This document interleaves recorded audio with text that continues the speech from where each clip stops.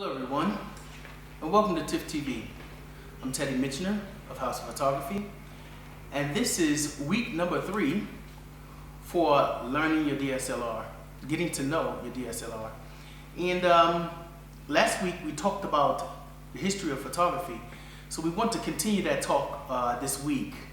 And just to let you guys know, I will be reading from some notes, and I would suggest that if you like to jot down some notes for yourself, maybe you can go back and research some of this stuff that I'm actually telling you. It'd be really good to know, and yeah, find more information. So let's start.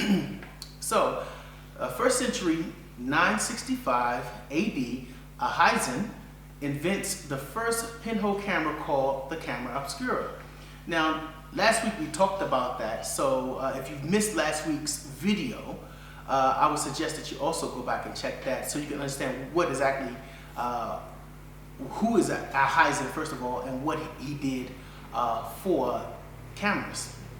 Okay, so 4th and 5th century, Chinese and Greek philosophers understand the principles of behavior of light and the camera obscura.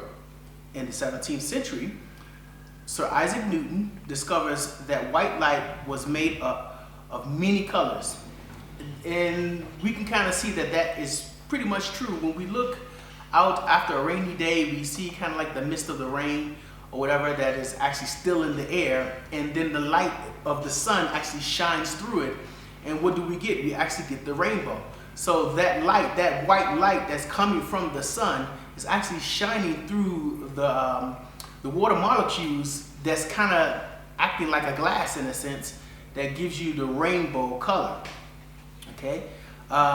In the 18th century, the study of light advanced even faster when Johann Heinrich Schultz discovers that the chemical silver nitrate darkens when exposed to light.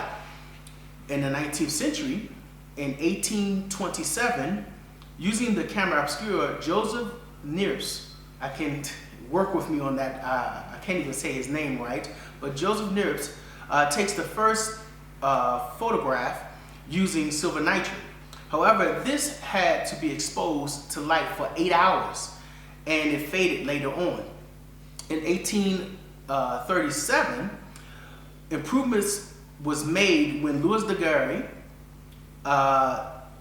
took a picture which only needed to be exposed to light less than an hour and a half, and it didn't fade away.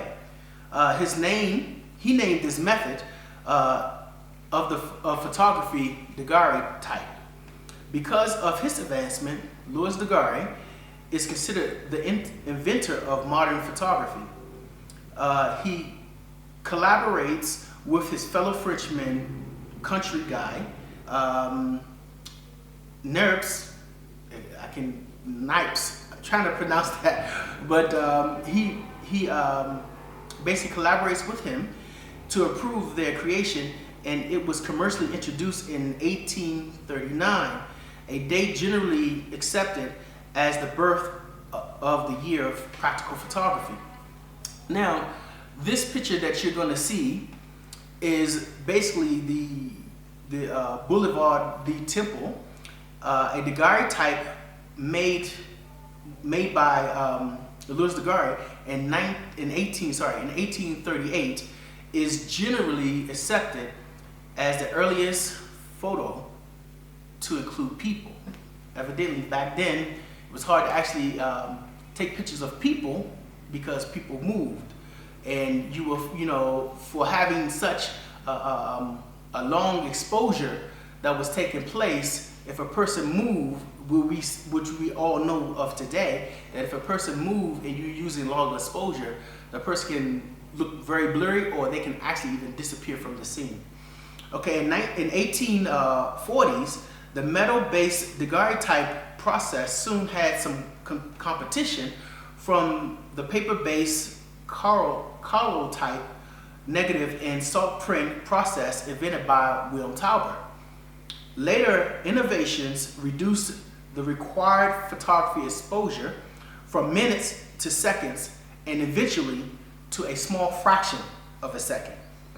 Now, with that said, we shall look at the history of photography on the African continent in a separate series. So I'm hoping that you guys will come back next week. Don't forget to take notes. Don't forget to make comments. Don't forget to ask questions. And make sure you please subscribe. I'm Teddy Michener of House Photography for TIFF TV. See you later. Bye.